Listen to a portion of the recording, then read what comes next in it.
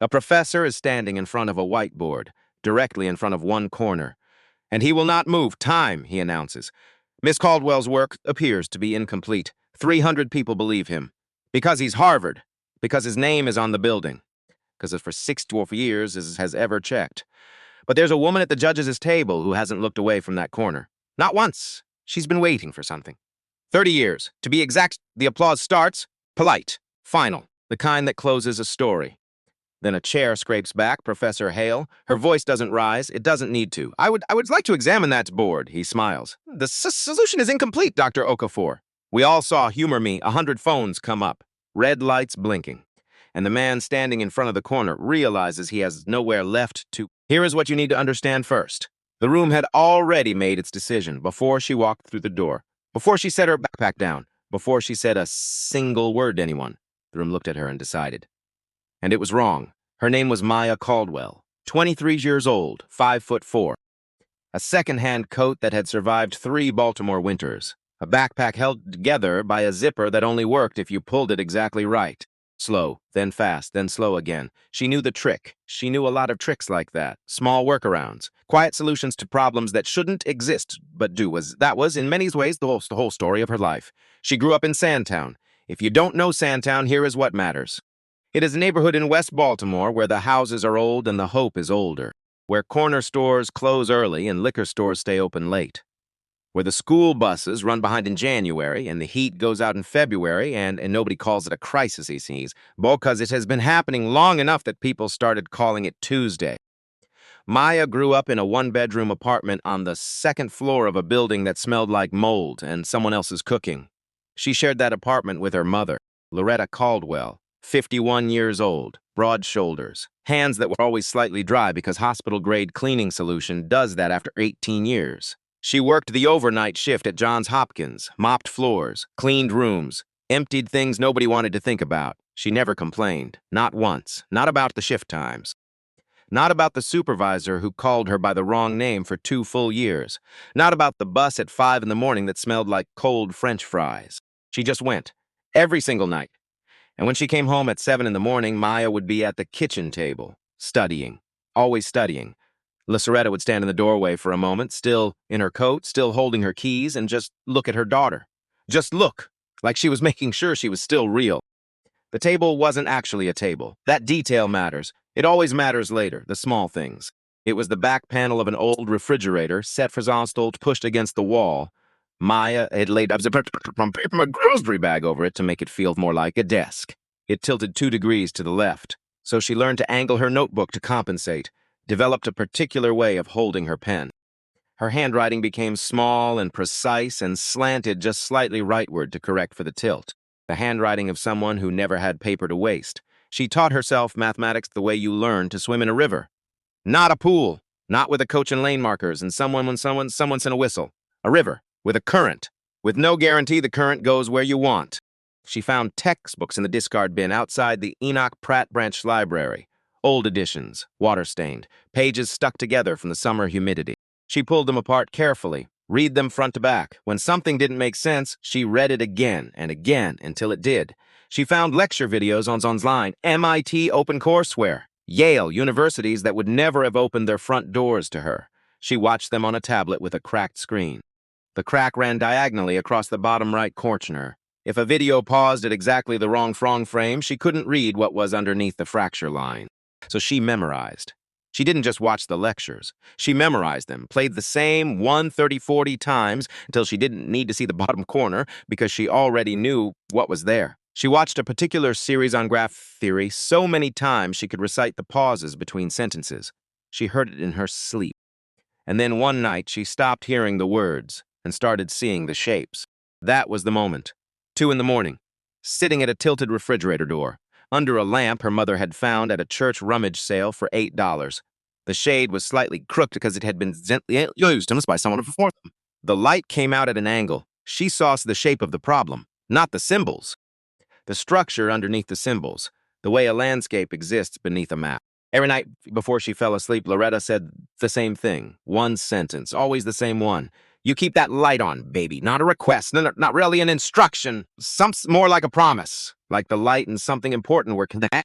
Like one kept the other alive. Maya always did. Howard University gave her a full scholarship, pure mathematics and philosophy, double major. She graduated summa cum laude, top of her department. Her senior thesis examines a combinatorial property in random bipartite graphs that her faculty advisor described in writing in front of other people as the most original undergraduate work he had supervised in over a decade. She remembered how that felt, warm, slightly unreal, like sunlight through glass. Present but filtered. Thought that feeling would keep building. It didn't. She applied to 9 doctoral programs. Every Ivy League institution, every program ranked in the national top 10. She spent 4 months on those applications, wrote each personal statement 3 times, secured recommendation letters from professors who used words like extraordinary and generational. 9 applications, 9 rejections, all polite, all brief. Not the right fit. Every single one used that phrase. Not the right fit, as though she were a piece of furniture in the wrong room, as though the room couldn't be the problem. She sat with each letter for 1 day. Then she put it in a folder. Then she kept moving. Because stopping was not something Loretta's daughter did. There was one letter she didn't know the full story of. Not yet. The rejection from Harvard's Department of Applied Mathematics. The letter signed at the bottom by a name she hadn't learned yet. A man who had read her application, held it in his hands, and written 2 words in the margin of her file. Not ready. She would learn that later. In the worst possible way. After the rejections, she went back to Sandstown, took a position, tutoring at a community center 3 blocks from her child building. Kids from 7 to 17. Fractions. Pre-algebra. Geometry. The kind of mathematics the school system had given up teaching properly. She didn't give up. She stayed late, bought snacks out of her own pocket, made up games, made it make sense. The children called her Miss Maya. She told them to just use her first name. They never did. She saved money carefully, drove rideshare on weekends, saw custom study guides online, said no to most things, said yes to nothing that cost money she didn't have, and she waited. For what? She wasn't entirely sure. Until she heard about the Hale Distinguished Lecture Series, Edmund Hale. The name meant something in mathematics. In academic circles, it operated like weather. People organized themselves around it, prepared for it, adjusted. The Hale Lecture Series ran every autumn at Harvard, 2 weeks. The best graduate students, postdoctoral researchers, visiting scholars from across the country. A public competition at the end. 4 rounds of increasing difficulty scored on correctness, elegance, and speed. Elimination after each round. The winner received 2 things. A public commendation from Harvard University, and a personal letter of recommendation from Professor Edmund Hale himself. For most people in that room, the letter would be a credential, a line on a resume, a nice thing to have. For Maya Caldwell, it was the only door still unlocked. And here was the critical detail. The lecture series accepted auditing guests, open enrollment. Anyone could register. Anyone. She read that word 3 times. Then she bought a bus ticket to Boston. The night before she left, Loretta made dinner. Chicken. Rice. Heavy on the seasoning, the rice slightly soft, exactly the way Maya had eaten it since childhood. They didn't talk much over the meal. They never needed to. Words had always been secondary between them. Understanding came first. After dinner, Loretta handed her a small envelope, sealed, Maya's name written on the outside in Loretta's handwriting. Large loops on the capital letters. The handwriting of someone who taught themselves to write beautifully without anyone showing them how. Open it on the bus, Loretta said. Maya opened it at the 2-hour mark, somewhere in Connecticut, when the highway flattened and the light outside went gray. Inside, $40, and a folded piece of paper. She unfolded it. For the bus, for the sandwiches, for whatever they try to take from you. She refolded it, put it in the inside pocket of her coat, the one closest to her chest. That was not an accident. 5 hours total on the Greyhound. She ate a granola bar at hour 2 and a sleeve of crackers at hour 4. The rest of the time, she spent with her notebook open, working through graph theory problems, testing herself. Writing proofs in that small, precise handwriting angled to the right. Not because she was nervous, because she liked the feeling of certainty when the math was in her hands. Numbers didn't change. Logic held. A proof either worked or it didn't. No ambiguity. No, not the right fit. The motel was 7 miles from campus, $42 per night. The carpet was a pattern specifically chosen to hide what had happened to it over the years. The window faced a parking lot. The bathroom tap ran cold for 38 seconds before anything warm came through. She counted. 38 seconds exactly. That was just how her brain worked. It collected information, filed it, found the patterns and underneath everything. She lay on top of the bedspread, not beneath it, and stared at the ceiling, not at the water stain. not at the popcorn texture. Through it, she thought about tomorrow, not as a lecture, not as a room full of people who had already decided she didn't belong. A problem to solve. She was good at problems. She fell asleep thinking about graph coloring theorems. In the morning, she walked to the bus stop, took the 47 to Harvard Square. Walked the rest of the way in the October cold with her visible and her coat doing most of the work. The campus in October is a particular kind of beautiful that knows it's beautiful. Brick and old stone, trees beginning to turn, archways designed to make you feel small in a way that was clearly intentional. Iron gates, cobblestones, portraits in every corridor. She counted the portraits quits in the main hall, 14, all white men, all serious, dark coats, carved name plaques. The weight of institutional certainty pressed into oil and gold frame. She noticed, the way you notice weather. Oh, this again. She registered at the front desk, was given a lanyard. The word editor printed on it in letters slightly smaller than the participant lanyards hanging beside it on the rack. She looked at the size difference for one moment, then she put it on and walked into the lecture hall. The room looked at her. Not all at once, sequentially, like dominoes. A student near the entrance, then the one beside him, then a cluster of 3 in the middle section, then someone in the front row who turned completely around in his chair to confirm what his peripheral vision had told him. She found a seat in the back row, set her backpack down, took out her notebook, opened it, began. Edmund Hale. She saw him before he started speaking. 64 years old, silver hair. The posture of someone who has never once been told to straighten up because the rooms he grew up in didn't require it.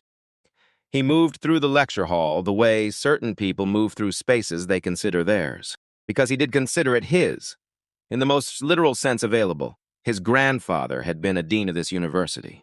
His father a professor in this department. Edmund Hale had not been admitted to Harvard. He had been surrounded by it from birth, the way some people are surrounded by a family house. You don't apply to your own house. It simply contains you. The lecture series carried his family name. The endowment funding it came from his family's accounts. The judges were his colleagues, his former students. The competition structure reflected his preferences and his priorities, his kingdom. Every stone of it. She spent the first 2 days watching him teach. But she was also watching something else, something more instructive. She watched how he listened, because that revealed more than anything he put on the board. When a student in the front row asked a question, a white graduate student with a Yale degree and a leather portfolio, Hale leaned forward. His entire posture changed, body angling toward the question, a real smile. Yes, great, exactly. Here's the thing about that. Like the question was a gift he'd been waiting for. When a visiting black doctoral student from Spelman asked a question, Hale paused. A specific kind of pause. Then he rephrased the question, his version, shorter, simplified to his liking, then answered his own version. Didn't look at her when he answered. Didn't say her name. The smile was absent. Maya wrote in her notebook. Pattern identified. She underlined it once. Then she went back to taking notes on the mathematics. On the second afternoon, a young man named Craig Holloway sat 3 seats to her, left in the back row. He was the kind of person who occupied space as a personality trait. Wide stance, loud laugh. Constant side conversation during the lecture as though the lecture was ambient noise arranged for his personal comfort. He leaned toward the person beside him and did not lower his voice. Didn't know they gave audit passes to community college kids.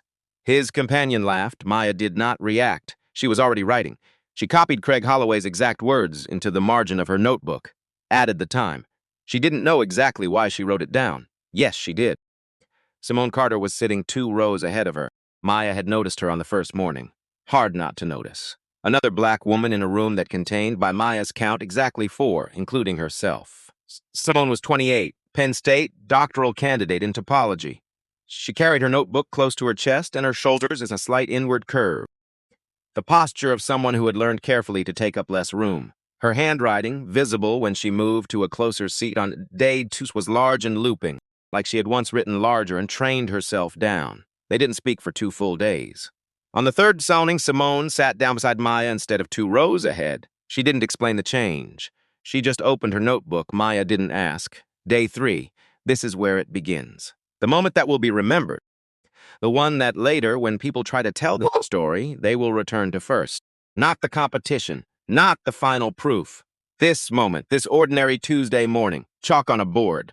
A room full of people who believed if they were watching a lecture, they were watching a door open, they just didn't know it yet.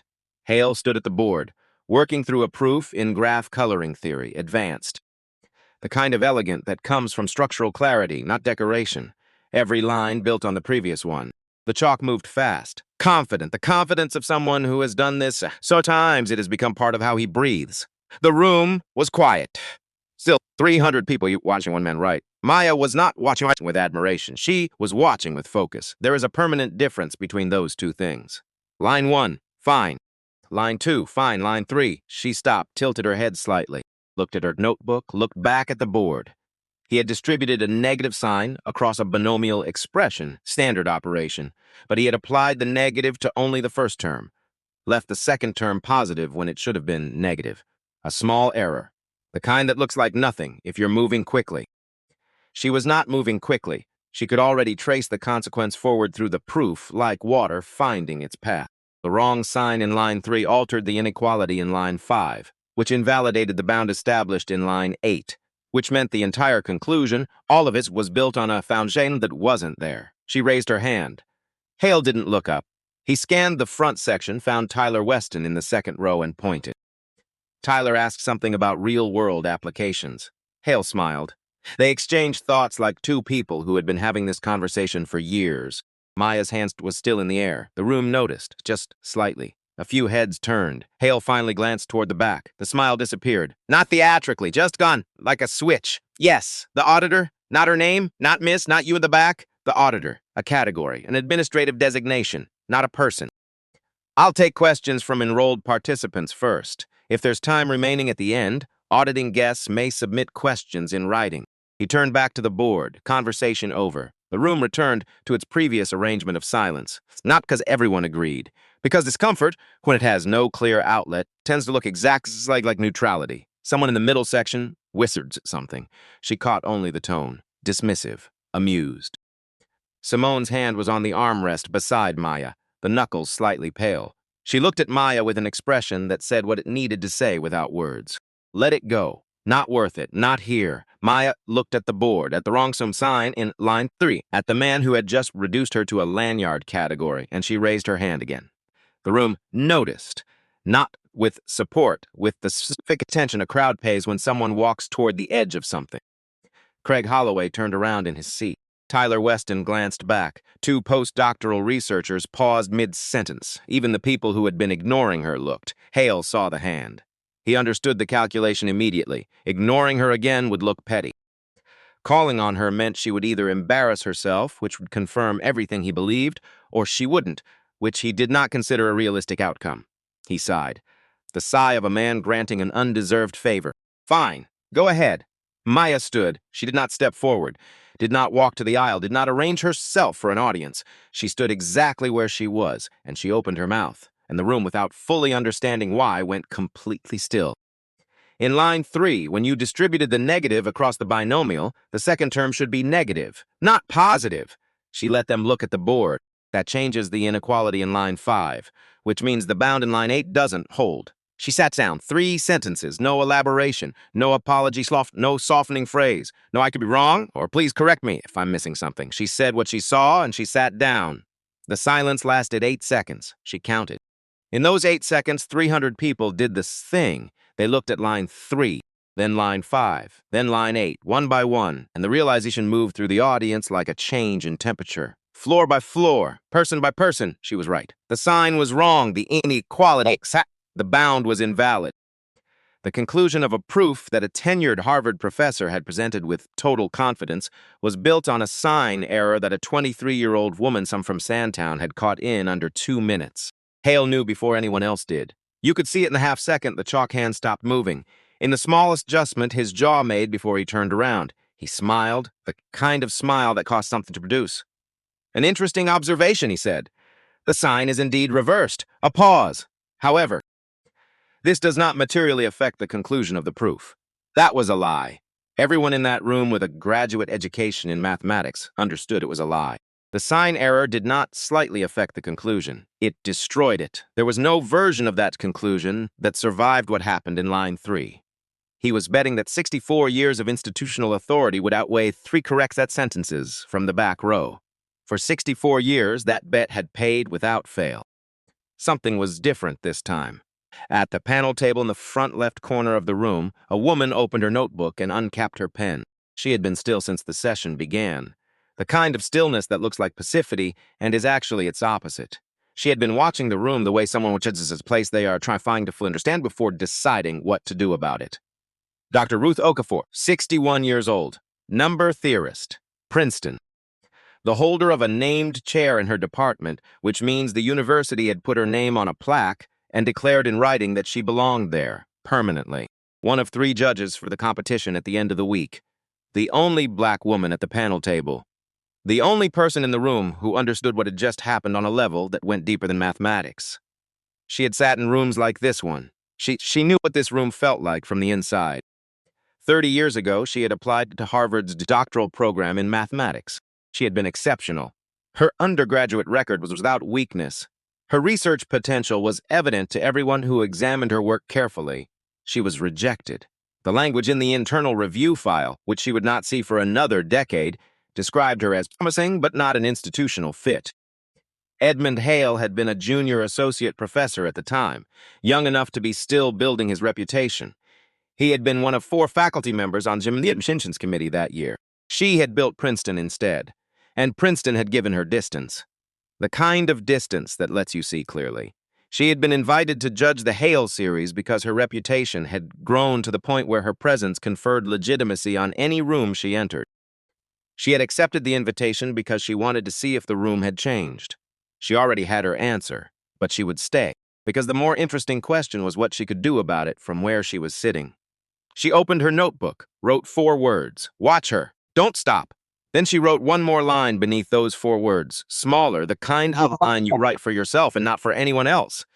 Not again. She closed the notebook, kept her face perfectly still, looked back at the board, at the wrong sign, at the proof that was wrong, and she waited. After the session, in the corridor during the break, Simone caught Maya's arm, not gently. Do you understand what you just did in there? Maya looked at her. I pointed out a sign error. Simone stared. A beat. You pointed out a sign error to a man who named a lecture series after himself. In his building, in front of his people. 300 of them. Ma didn't respond immediately. They are going to come for you, Simone said. Her voice wasn't dramatic. It was flat, the flatness of someone stating something they know from experience. I know, and you're still going to.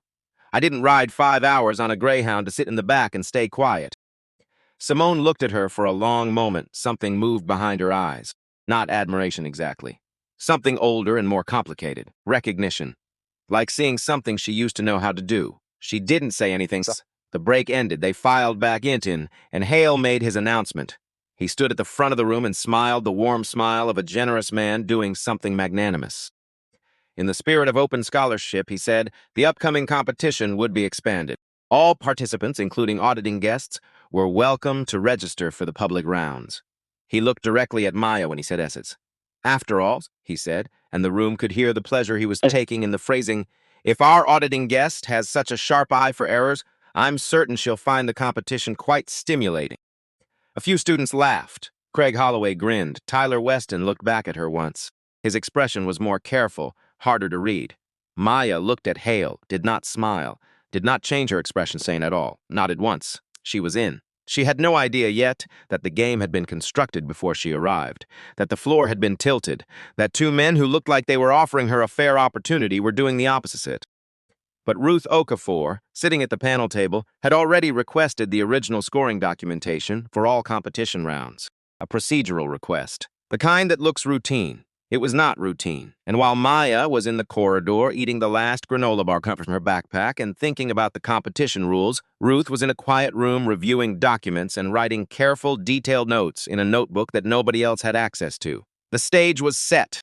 Both stages, the one Hale had built, and the one Ruth was quietly building around it.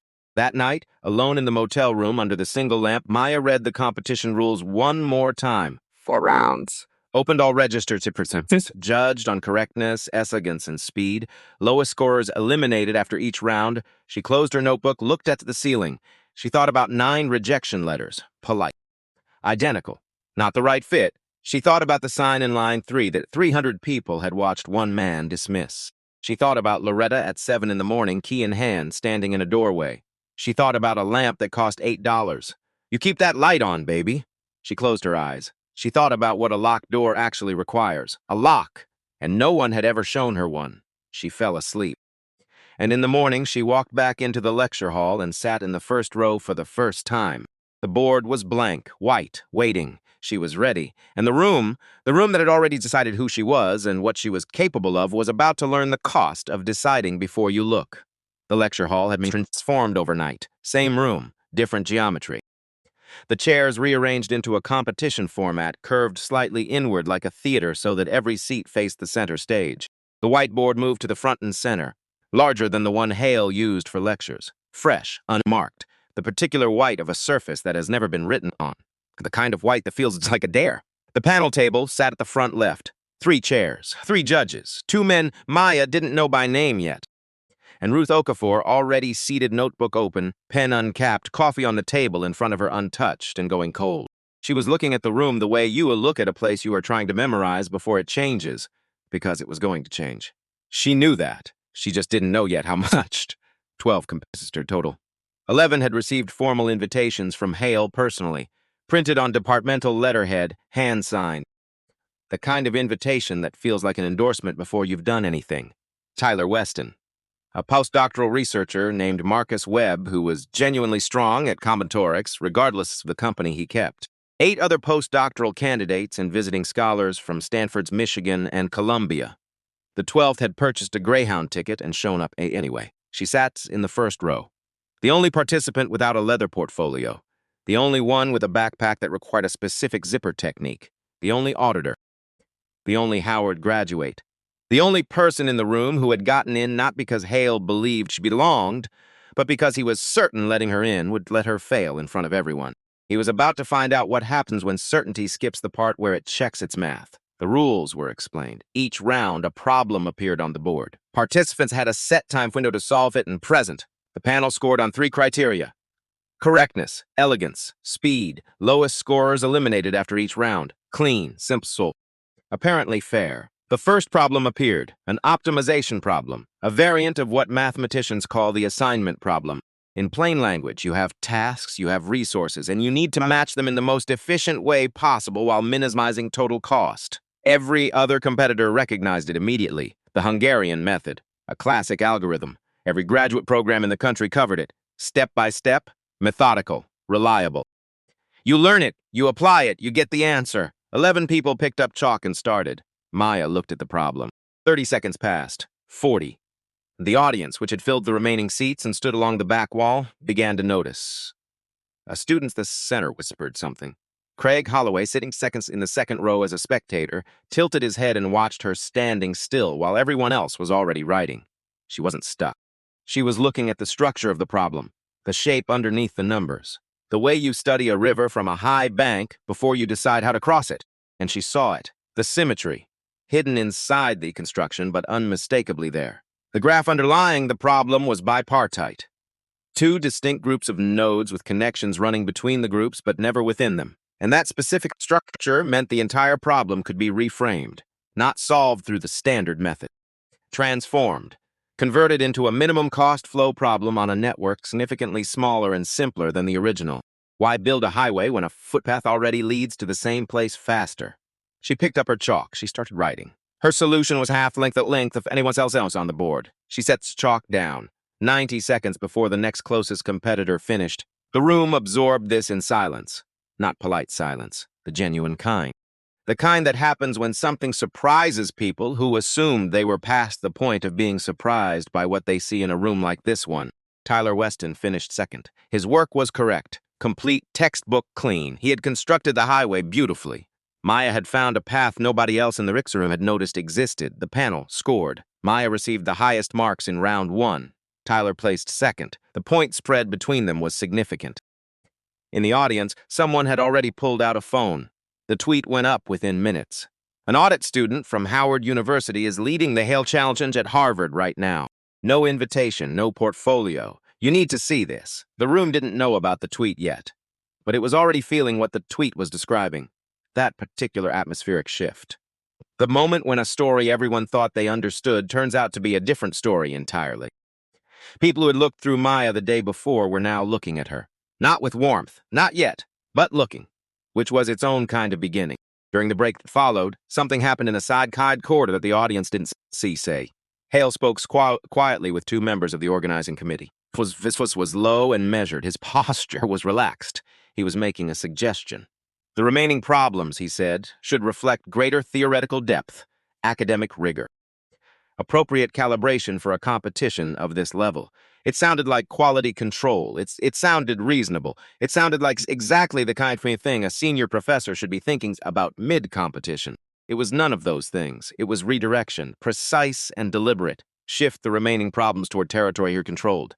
Advanced material, edge case techniques, the kind of knowledge that lived in exactly one location, his private advanced seminar, which met once a year, which required a personal invitation from Hale himself to attend, which Tyler Weston had attended twice, which Maya Caldwell had never been invited to, could not have been invited to, had never been inside this world enough to even know the invitation existed. The adjustment was invisible to everyone who didn't know to look for it. Ruth Okafor, at the panel table, watched the corridor conversation from across the room. She couldn't hear the words. She didn't need to.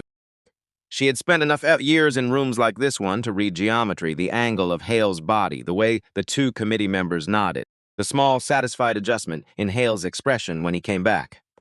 She wrote two words in her notebook, problem source. Then she underlined them. Then she made a sextet, quiet request to the recording secretary. She wanted the original handwritten scoring sheets from round one preserved separately from the official record. The secretary looked at her. Standard procedure, Ruth said pleasantly. It was not standard procedure, but it was what she needed. Round two. The problem appeared on the board. Prove the following statement. Below it, a specific mathematical claim about a property of connected graphs. Precise language. Clean formatting. It looked like a standard proof problem. The kind with a recognizable structure. Beginning, middle, conclusion. The kind you construct step by step until the logical chain is complete. Every competitor picked up chalk and started proving. Because that is what you do when a problem says prove this. You prove it. Maya looked at the statement. 60 seconds passed. 90. Craig Holloway leaned toward the persons beside him. Looks like she finally found her C's. His companion said nothing, but the expression confirmed the opinion. Maya was not stuck. She was doing something that looked identical to stuck from the outside and was its complete opposite from the inside. She was running the statement forward in her mind, testing it, pressing on it, asking it the question that nobody else in the room had thought to ask yet. What if this can't be proved because it isn't true? She constructed a graph in her mind, 6 vertices, a specific configuration of edges between them. She ran it through the statement. The statement collapsed, not partially, not almost, completely. The claim didn't hold for this graph, not in any version of this graph. The statement was false, and she had a counterexample small enough to draw in under a minute. She picked up her chalk. She drew it. 6 dots on the board, precise connections between them. She stepped back. 5 words. This is a counterexample. False. The panel conferred. Ruth leaned forward and examined the graph closely. She traced each connection, checked each vertex relationship, took her time. Then she nodded. 3 competitors had spent the entire round constructing elaborate proofs of something that could not be proved. They had built roads to a city that didn't exist on any map. They were eliminated on the spot. Maya moved forward, and then something happened that Maya didn't see, couldn't have seen. The judge who had scored her work wrote the number on his original sheet. 98, a strong score. A score that, combined with round 1, would put Maya so far ahead of the remaining field that the path to the final round was not simply clear. It was assured. Somewhere between that judge's handwritten sheet and the public announcement, 9 points disappeared. The score read out to the room 89. Not 88. It's not 70. 89. Close enough to look plausible. Far enough to matter in a 4-round elimination format. Because here's what 9 points does. It converts a commanding lead into a narrow one. It means you enter the next round surviving rather than leading. It means one mistake doesn't cost you ground. It costs you everything. 9 points. Gone cleanly. The kind of a removal that requires knowing which document is the official record and which is the working copy. Ruth Okafor looked at the announcement number. Then she looked at her preserved original sheet from round 1.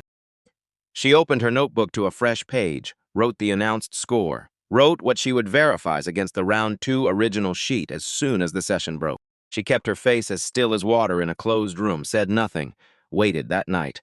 Maya sat on the edge of the motel bed, the lamp on, the parking lot outside, going quiet by degrees as the evening wore toward midnight, half a gas station sandwich on the nightstand. The kind of eating you do when your body insists on fuel and your brain would rather keep working. Her notebook was open in her lap. She was working through a connectivity problem she'd been orbiting for 2 weeks. Kept finding new angles on it, kept pushing through. Her hands were shaking. She needed to be clear about that distinction, needed to be honest with herself about what was actually happening in her body. This was not fear. This was the specific exhaustion of spending 3 consecutive days being the only person in a room that wanted her to leave, of absorbing the ambient message of a space that had been built without her in mind and was now actively signaling that it noticed the discrepancy, of smile it, of walking straight through it, of doing mathematics at the highest level she was capable of while simultaneously managing the invisible additional weight that every other person in that competition was not carrying. You cannot see that weight, but it accumulates. And tonight it was heavier than it had been on any of the previous nights, and she was sitting with it on the edge of a motel bed eating half a gas station sandwich and telling herself it was fine. She was going to be fine. She was still telling herself this when the knock came. She opened the door. Simone. Standing in the corridor under the fluorescent light that flickered every 4 seconds, holding her own notebook under her arm, wearing the expression of someone who had spent the evening sitting alone with something and had finally decided that sitting alone with it any longer was worse than the alternative. Maya stepped back. Samson came in, took the single chair, put her notebook on her knee. They were quiet for a moment. The particular quiet of 2 people who have enough in common that silence between them doesn't require filling. Then Simone said, "Can I tell you something?" Yes, she looked at her hands. 3 years ago, a conference in Chicago. Topology.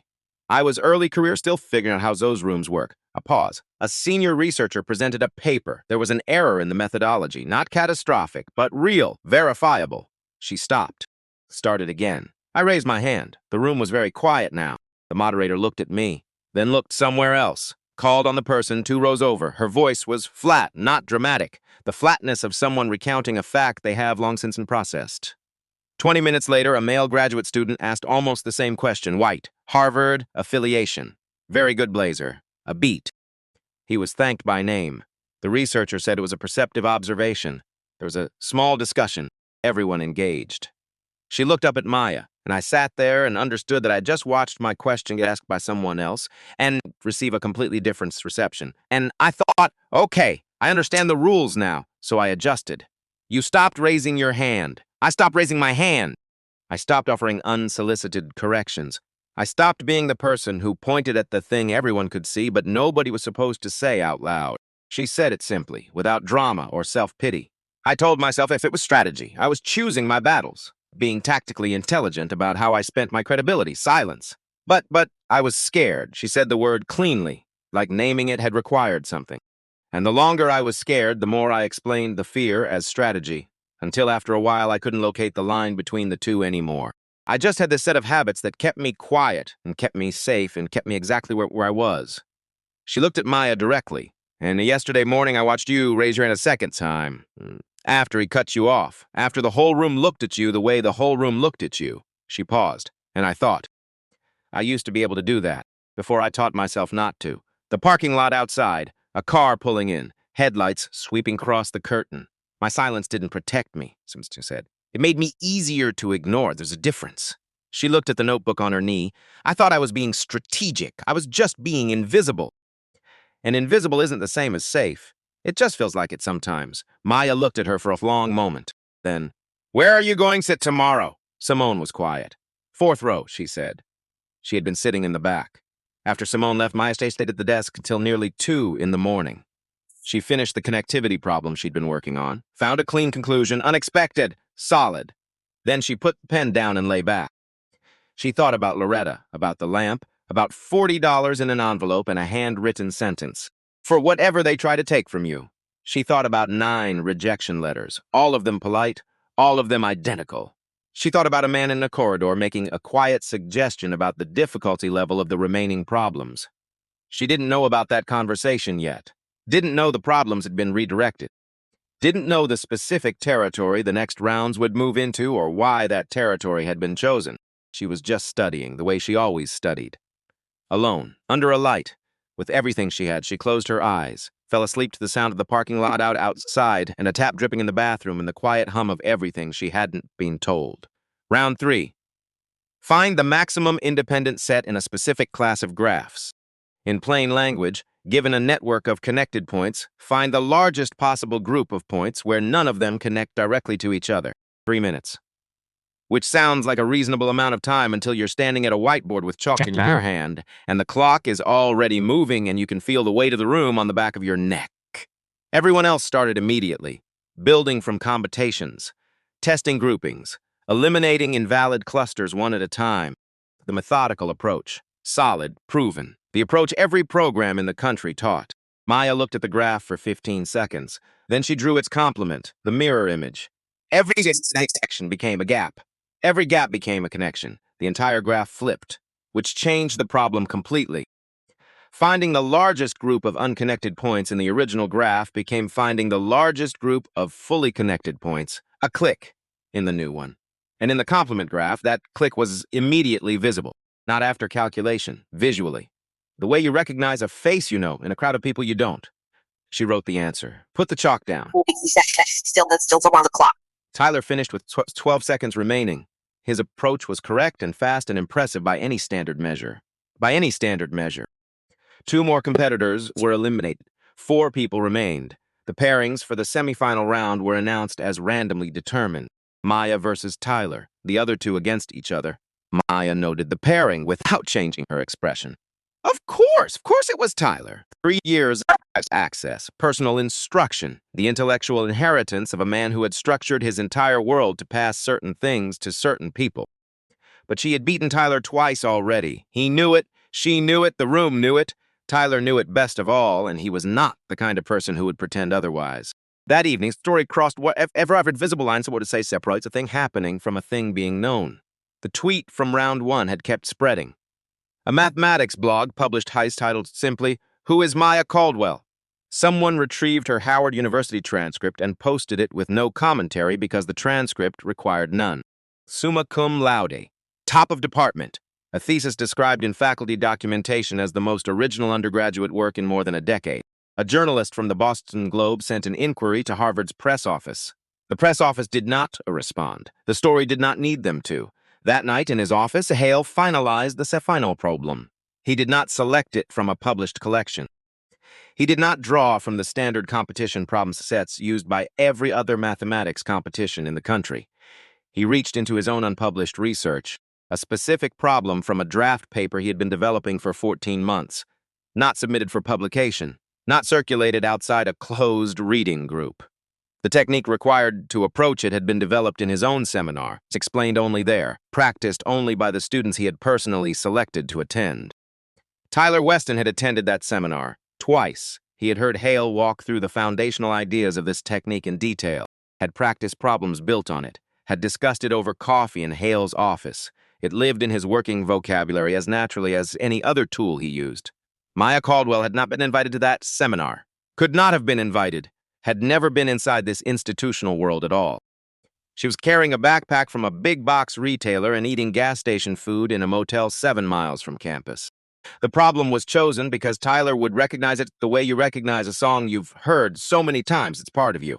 And Maya would look at it and know immediately that something was wrong, not with the problem, with the room that had produced it. Hale looked at the problem on his notepad, sat back. This was how it would end.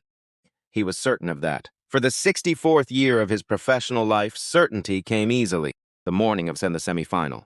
More people in the lecture hall than any previous session. Word had spread through the department across campus. People stood along both side walls. The front rows were packed. A woman with a journalist's notebook sat in the 3rd row and was writing before anything had begun. Maya walked in and sat down. Tyler was already in his seat, reviewing notes, relaxed. The relaxed posture of someone who knows what the next few hours hold. She opened her notebook, looked at the page she'd been working on the night before, the connectivity problem, the clean conclusion she'd found at 1 in the morning. She thought, I built that from nothing, in a motel room, alone under a lamp. Then she closed the notebook and waited. The semi-final problem appeared on the board. Maya read it once, then again. Something shifted in her face. It's not visible to most of the room. but present, a very small change. The kind of change that happens when you walk into a room and realize the furniture has been moved, and not by accident. The problem: prove a tight bound on a specific connectivity property in random networks. Advanced. Non-standard. Elegant in its construction. Not from any text she had ever held. Not from any paper she had access to. She could see the outline of the technique required, the shape of the approach, and she could see just as clearly that the face lived somewhere specific, somewhere she had never been. Tyler picked up his chalk without hesitation. Not a single second of pause. He moved to the board with the ease of a person doing something familiar, because it was familiar. The technique from Hale's seminar fit this problem the way a key fits the lock it was cut for. He was not solving the problem. He was performing the solution. This is a difference. Maya picked up her chalk and started building from the ground up. No shortcut, no framework she had been handed. No tool she had been given in a private room by a man who had decided she wasn't worth the invitation. She was constructing the scaffolding from first principles, beam by beam, using only what she had brought with her, which was everything she had taught herself in a room with a tilted desk and a second-hand lamp and a tablet with a cracked screen. 8 minutes in, Tyler was 2/3 of the way through his solution. Maya was less than halfway. The gap was visible. The room could feel it. The whispers started at the edges and moved inward. She had a good run. This was always going to happen eventually. Craig Holloway in the second row leaned back and crossed his arms, settled in, the body language of someone whose prediction was arriving on schedule. Hale sat in the audience with his hands folded in his lap. His expression was patient, specific, the patience of a man watching something he designed doing exactly what he designed it to do. Then Maya made a mistake, small. An index transposition and a derivation. 2 subscripts swapped, the kind of error that happens when your brain is running faster than your hand. When you're building at speed and one piece goes in a fraction wrong and the whole structure lists. She caught it, almost immediately. But catching it cost her a minute. 1 full minute, which she did not have. The clock showed 4 minutes remaining. Tyler was nearly finished. Maya stood looking at a board covered in work that was not finished. Work that was right except for this one transposed index and all the lines that followed from it. And then her chalk hand dropped. 2 inches. Just 2. The chalk still between her fingers. Her shoulders changed. Something in the geometry of her posture shifted. Not collapse. The warning sign before collapse. The way a bridge sounds before it decides what to do next. 3 seconds. Exactly 3. She looked like a woman who was about to set the chalk down and walk away from the board. 300 people simultaneously. Some felt sympathy, the genuine kind. Some felt vindication, the kind that had been waiting since day one for this exact moment. Craig Holloway's crossed arms tightened. Hale's patient expression held perfectly in place. In the 4th row, Simone Carter had her hands flat on her knees pressing down. She was not breathing. She had moved from the back to the 4th row that morning, and she had not looked away from Maya since the problem appeared on the board, and she was not going to look away now, and she could not explain exactly why it mattered so much that she not look away, but it did. It mattered more than almost anything. 3 seconds. Maya looked up. Not at the board, not at the clock, not at Hale in the audience. She looked at the room. She was looking for something specific. 4th row, Simone, sitting straight, not leaning in forward, not mouthing encouragement or shaking her head or telegraphing anything at all, just sitting, looking back at Maya with complete stillness. Eyes open, not blinking, not afraid. No pity in her face, no fear, just I see you. I am here. I am not looking somewhere else. Sometimes the most powerful thing one person can do for another is simply refuse to look away. No words, no gesture.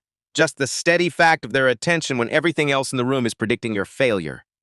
Maya turned back to the board. She stared at her work for 2 seconds. Then she erased 3 lines, not a correction, not a patch. She wiped out an entire section of her approach. The scaffolding she had spent 8 minutes constructing. All of it. Gone. The room inhaled. Craig Holloway uncrossed his arms. His expression lost its satisfaction. Because this was not what giving up looked like. He had expected giving up. This was not that. On the board, a new construction began to appear, an auxiliary graph, a structure she was drawing from scratch, a mapping between 2 mathematical objects that had no established relationship in any published literature, because the relationship she was seeing hadn't been formally described before. She was not applying a known technique. She was not working from memory. She was not reaching for a tool someone had given her. She was inventing, in real time, under a competition clock, in front of an audience, with 4 minutes on the board having been erased and 2 remaining.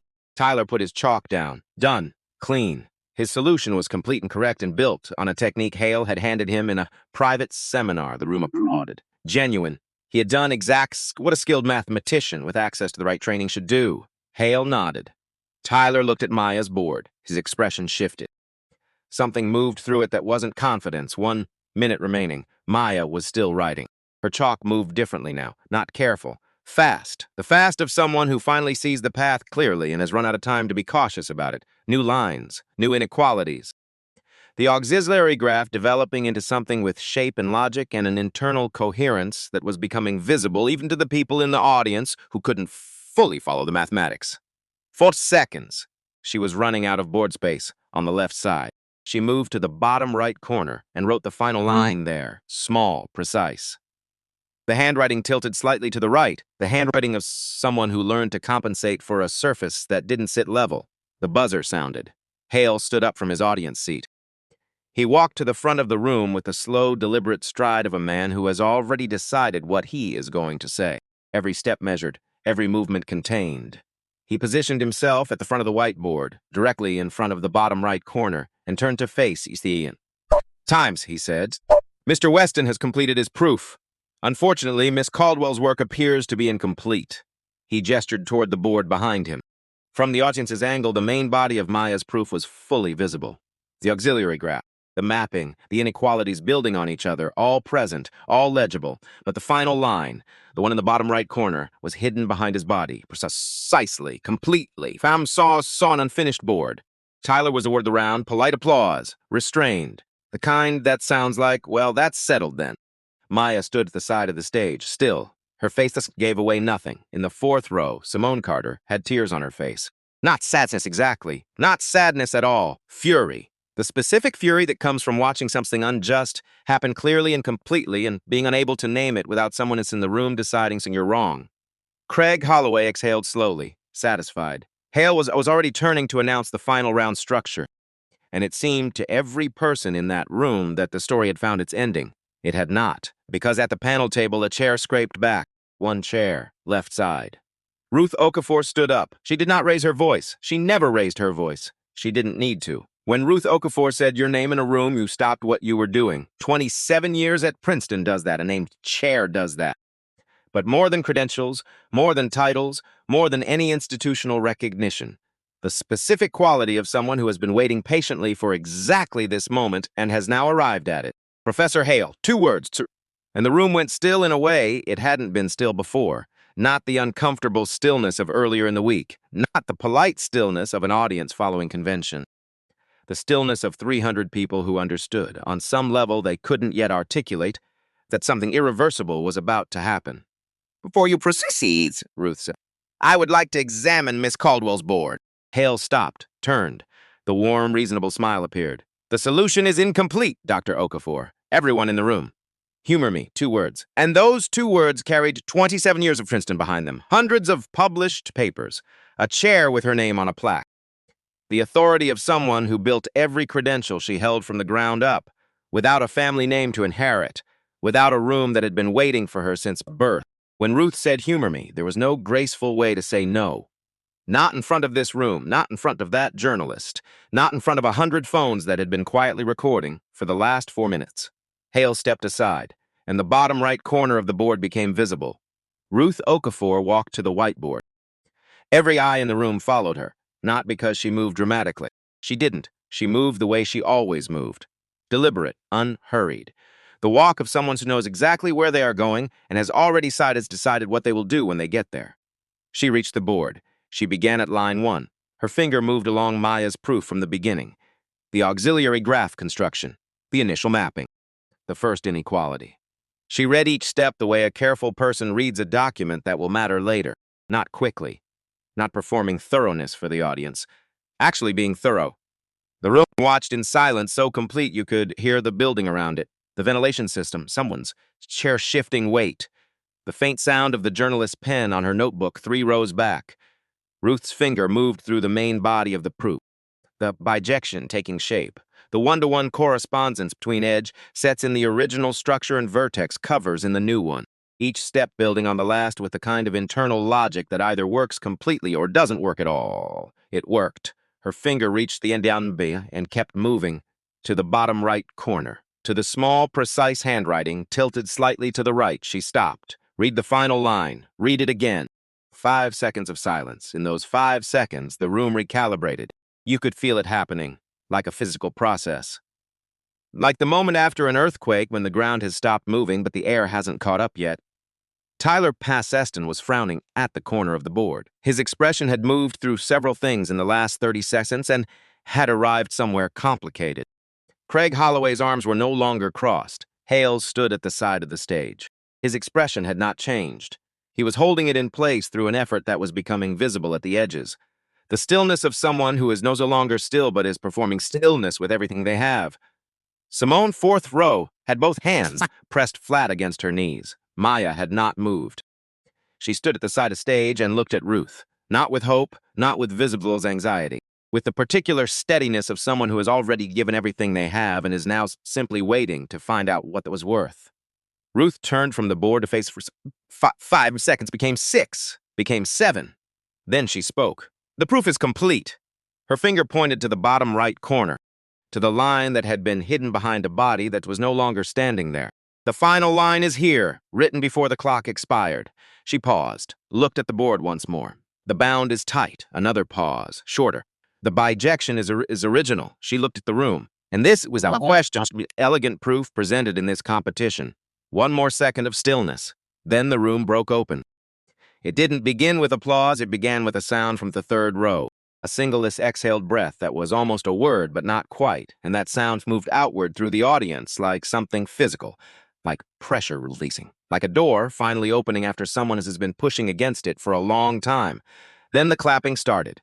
Not the polite, not the restrained kind. Not the kind says, well, that's settled. The real kind. The kind that begins in one place and spreads because it can't help spreading. The kind that fills a room and keeps filling it. People stood, first in the front, then the middle, then all the way back. The postdoctoral researcher in the first row covered her mouth with both hands and kept them there. 2 of the panel judges were already clapping before the third had fully processed what had just occurred. Look in the fourth row, Simonson Carter was crying, not quietly, not held back. The kind of crying that comes from somewhere too deep to manage gracefully. From a place where every time she had made herself smaller, every conference where she had not raised her hand, every room that had looked through her the way this room had looked through Maya 3 days ago, all of it releasing at once, without warning, in a way she hadn't prepared for and couldn't stop. She didn't try to stop it. Tyler Weston looked at the corner of the board for a long moment. He looked at the bijection, at the auxiliary graph, at the final line. He looked at the way you look at something you could not have done. Then he stood up. He was the first person in his row to stand, and he started clapping, steady, genuine. The applause of a man who understood exactly what he had just witnessed and was honest enough to show it. Hale did not clap. He did not stand. He stood at the side of the stage and looked at the bottom right corner of the board, the corner his body had been positioned in front of, the corner that contained the line he had declared non-existent.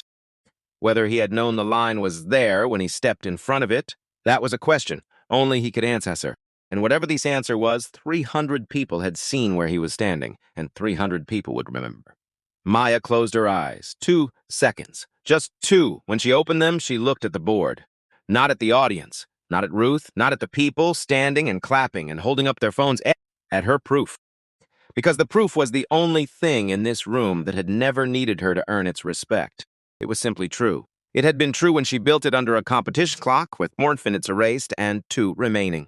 It was still true now. It would be true tomorrow and in a year and in 30 years. Like the math didn't require anyone's permission to exist. It just existed. And it was still there, in the corner. Small, but absolutely clear. Ruth turned back to the room.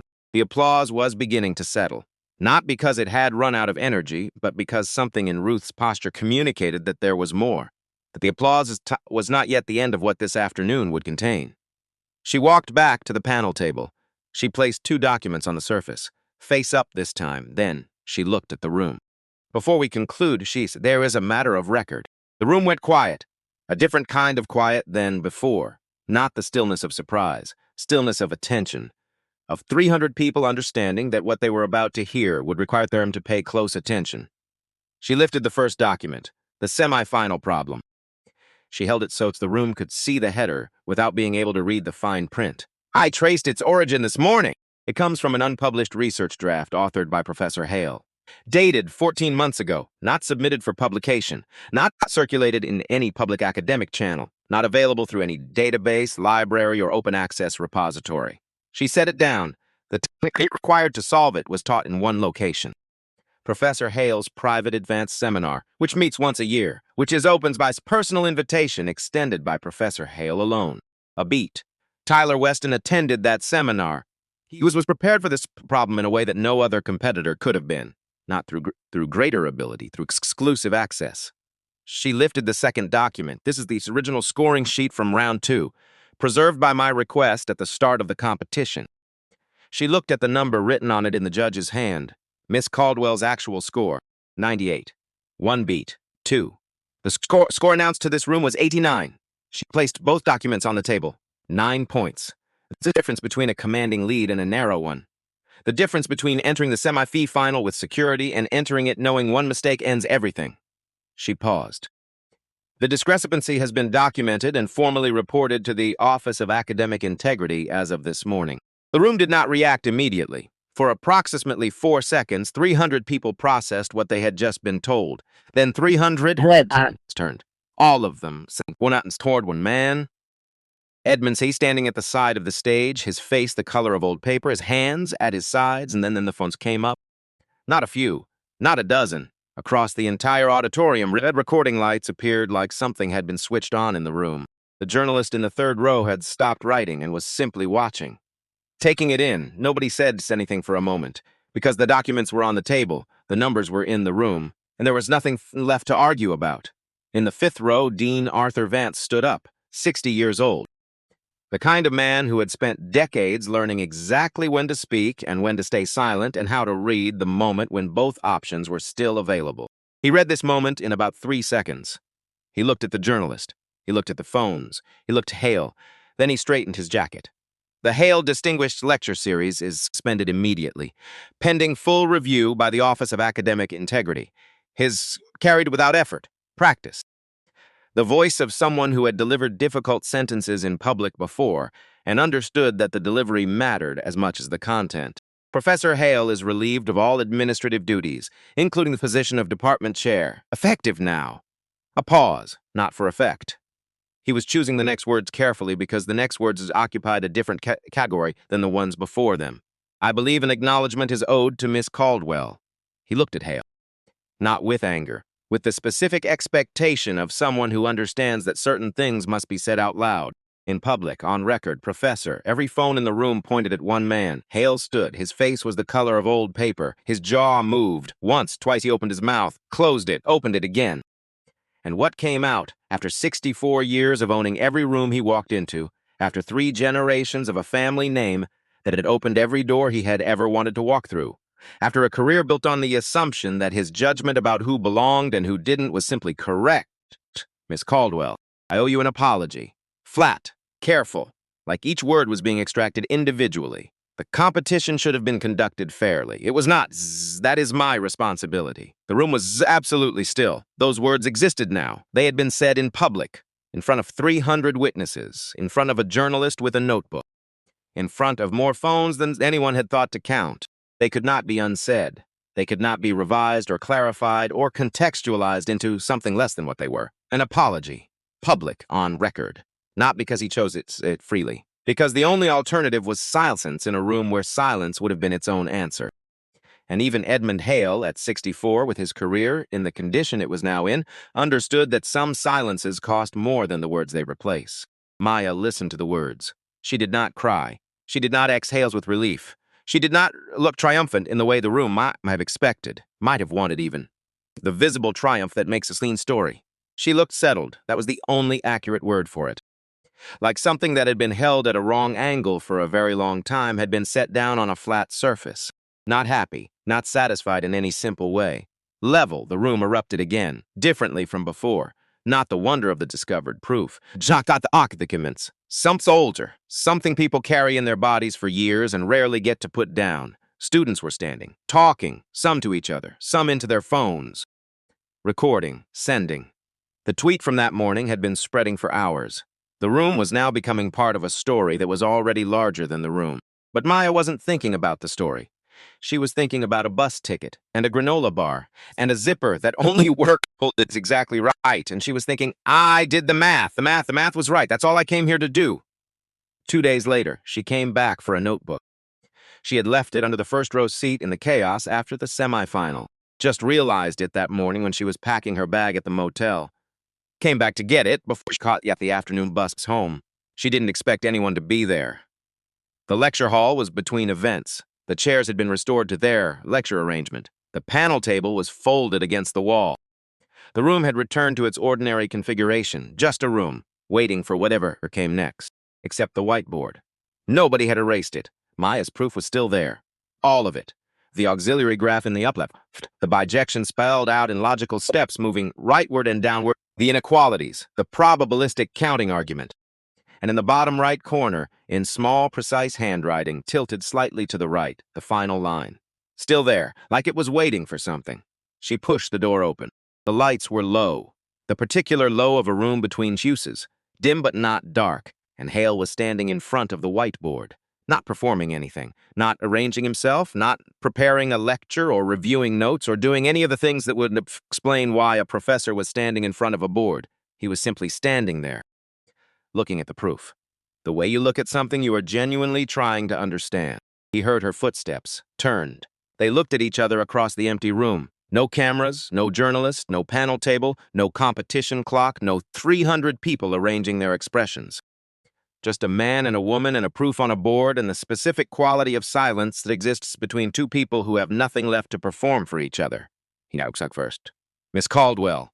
She waited. He looked at the board, at the auxiliary graph, at the bijection, at the final line in the corner. The bijection, he said. Where did you learn that construction? She looked at him for a moment. I didn't learn it. A beat. I built it. The silence that followed was the longest in this entire story. Not dramatic silence. Not performed silence. The genuine kind. The kind that happens when a person is sitting with something true that they don't know how to hold yet. Hale looked at the board. At a construction he could recognize the quality of. At a technique that hadn't existed in any published form before a 23-year-old woman invented it under a competition clock with 2 minutes remaining. At work that demonstrated a quality of mathematical thinking he understood well enough to evaluate and honest enough in this empty room with no audience to evaluate accurately. Yes, he said quietly. A pause. I can see that. Not an apology. The apology had already happened, in public, on camera, under duress, with a journalist 6 feet away and 100 phones recording. That apology was a transaction, witnessed, documented. It would exist in the record. This was different.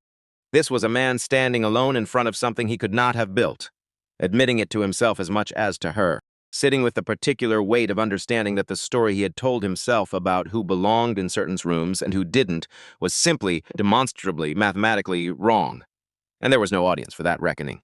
Just him and the board.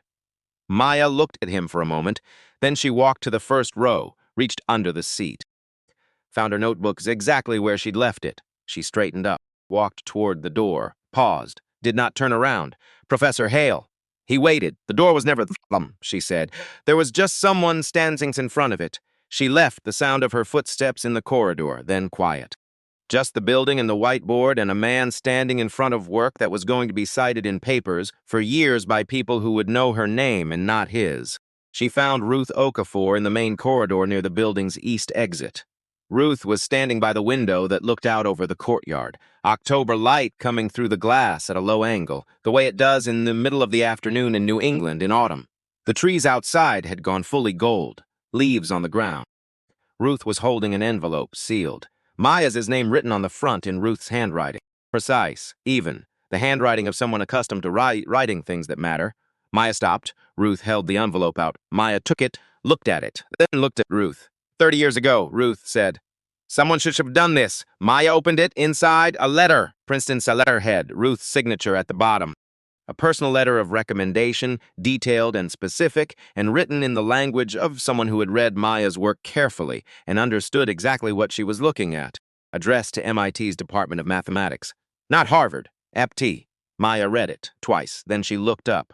Why not Harvard? Ruth tilted her head slightly, the gesture of someone considering whether a question deserves its full answer. Do you want to go where they finally let you in, she said, or where they want you from the start? Maya was quiet. A mite reached out to me 2 months ago, Ruth said. Asked if I knew of any exceptional candidates they might be overlooking. I told them I would let them know when I did. She nodded toward the envelope. Now they know. Maya held the letter. Held it the way you hold something you have been reaching for long enough that its actual weight surprises you. Lighter than expected. Because the weight had never been in the object. It had been in the reaching. Can I ask you something? Maya said.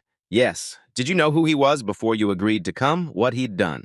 Ruth was quiet for a moment, looking out at the courtyard. I knew his name, she said. I knew his record. I knew the shape of the room he built here. She paused. I came because I wanted to see if it had changed. Had it? Ruth almost smiled. The room? She looked at the corridor around them, the portraits, the carved plaques, the institutional weight of the place. No, she looked at Maya. But you changed it. A beat? Did you ever regret it?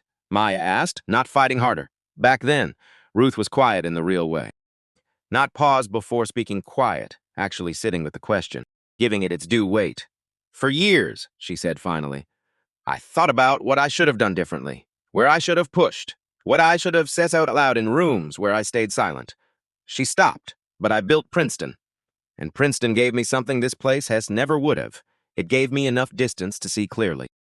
If I had fought my way into Harvard 30 years ago, if I had won that specific battle, I would have spent the next 30 years defending the ground I was standing on, proving myself to people who had already decided I shouldn't be there, spending every unit of energy I had on maintenance.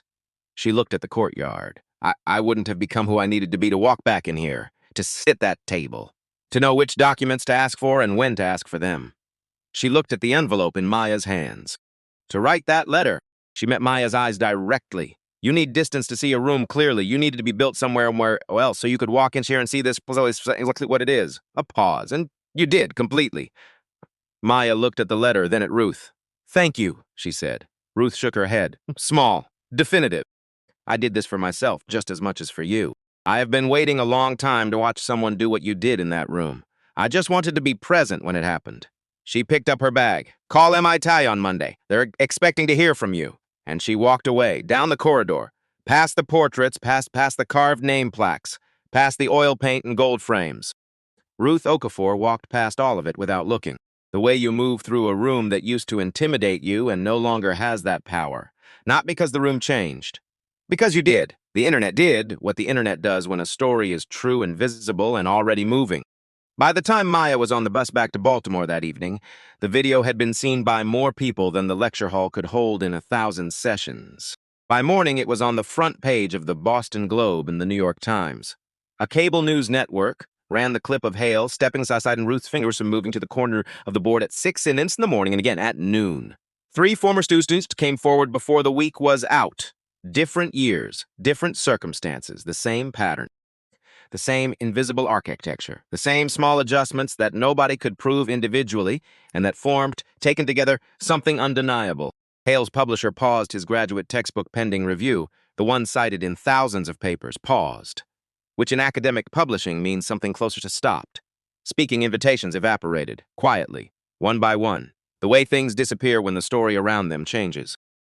The family endowment that had funded the lecture series for 22 years was redirected pending investigation. Harvard does not fire tenured professors. That is policy. The language of academic freedom and institutional process and procedures that exist for reasons that were once good ones. What Harvard does instead is allow a person to become invisible, gradually, without drama. The office gets reassigned to a smaller one. Committee appointments don't come. The emails take longer to receive responses. The corridors that used to adjust to accommodate you begin to simply flow around you. Edmund Hale became invisible. He still walked through the building, still had an office, still taught, eventually, one seminar per semester. But the corridors moved differently around him now, and the portrait of his grandfather in the main hall didn't look at him differently. The portrait didn't have opinions. But Hale stopped looking at the portrait. On the bus back to Baltimore, Maya called her mother. The phone rang twice. Then Loretta's voice, and before Maya had finished the first sentence, Loretta was crying, not because she fully understood what had happened, because she heard her daughter's voice, and her daughter's voice sounded different, lighter, the specific lightness of someone who has been carrying something for a very long time and has set it down. "How does it feel?" Loretta asked when she could speak. Maya looked out the window at the highway. Dark outside now, lights of passing cars. The same road she had come in on 5 days ago, going in the other direction. "Like the door was never locked, Mom." A pause. "We just couldn't see the handle." Loretta was quiet on the other end for a moment, then, "You keep that light on, baby." Maya closed her eyes. "I will." 3 weeks later, acceptance letters arrived from 3 doctoral programs. She read all 3, twice each, considered them. She chose MIT. Not because Harvard had rejected her and MIT was the consolation. Not because it was second best. Because MIT had wanted her before the video, before the Boston Globe, before the story became a story that anyone outside Lecture Hall lecture about. Ruth Lute had told them about her 2 months before any of it happened, which meant MIT had looked at her work. The Howard transcript, the thesis, the research, and said yes to that, not to the story that came later, to the math. That distinction was everything. She packed 2 bags, the backpack with the zipper that needed the slow-fast salo technique, and a sink bag, new, that zipped straight through without requiring any trick at all. She kept the old one. Some things you keep because they remind you of what you came from. And what you came from was not a limitation. It was the whole reason you could do what you did in that room. 6 months later, Tyler Weston defended his doctoral thesis. His acknowledgement section was 4 paragraphs. He thanked his advisor, his committee, many fun, body, and in the final sentence of the final paragraph, and to Maya Caldwell, whose bijection I still think about. He wrote that in a Harvard doctoral thesis. In the permanent record, Simone Carter submitted a paper to a mathematics journal the following spring. It was accepted.